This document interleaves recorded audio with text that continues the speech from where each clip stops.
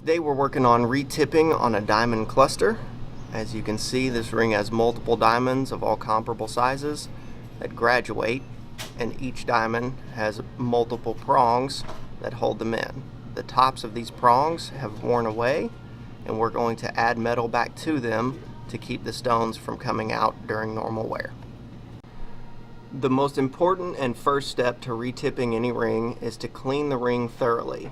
As you can see, inside the underview of the mounting, there is pilot holes designed to get all of the dirt that's trapped underneath the stone out before any kind of routine maintenance.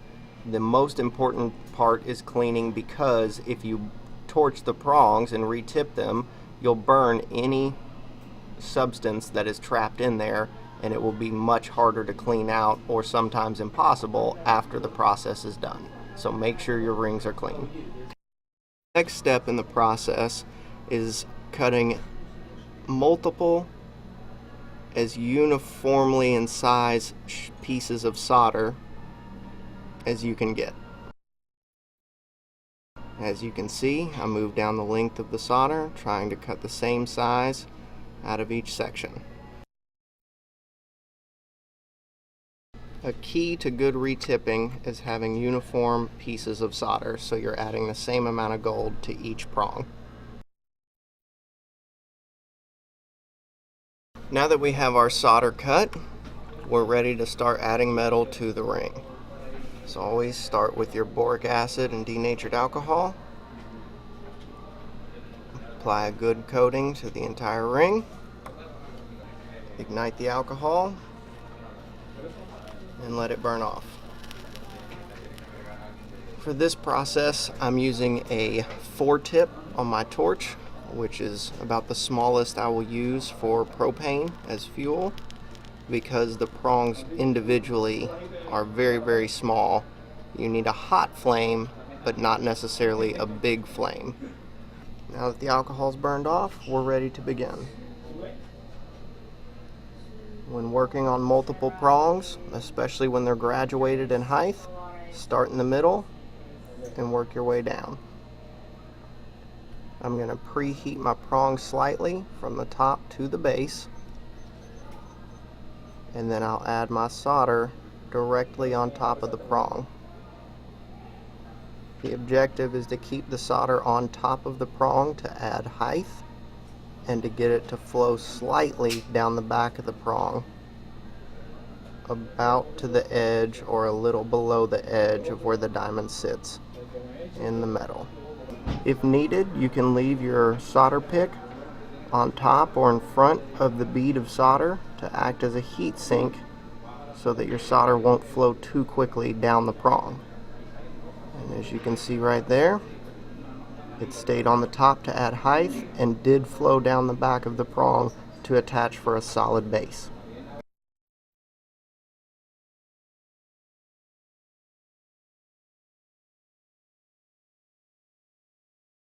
If you misplace your solder, you can use your pick as a guide to pull it back into the place that you want.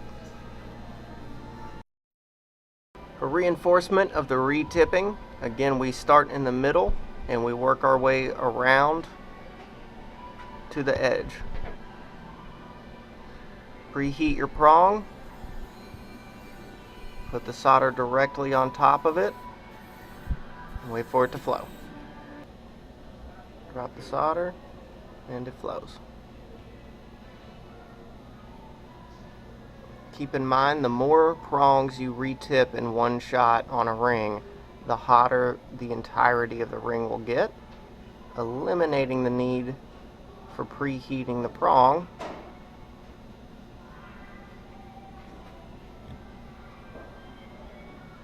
So after so many prongs, it's a good idea to let the ring cool and clean again before you continue. If the ring gets too hot, the solder will flow too quick and you won't be able to control where it stays on the prong, or it will get dirty and you won't be able to solder all the way down the prong. So once we've added the solder to our ring, to finish the prongs out, there's a couple techniques. It depends on the style of the ring and the style of the prongs.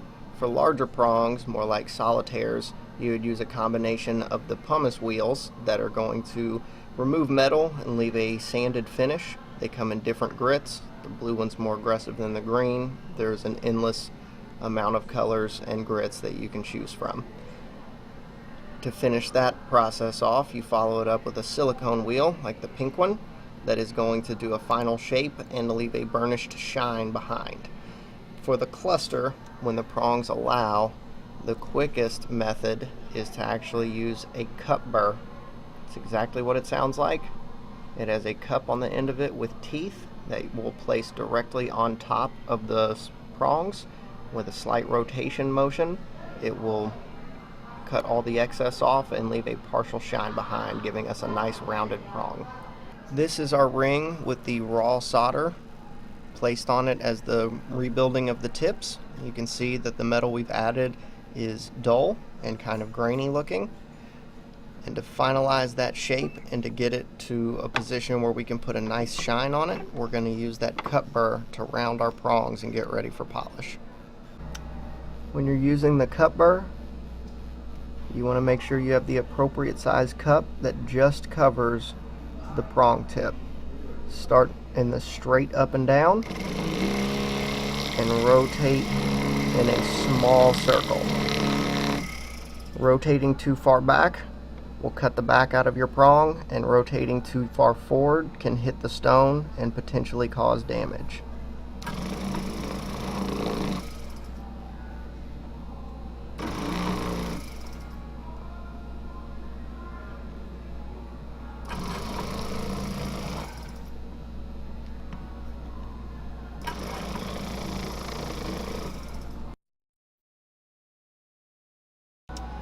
You can see the contrast between the top three prongs here that still have just raw misshapen solder and the bottom three that have just been cup burred.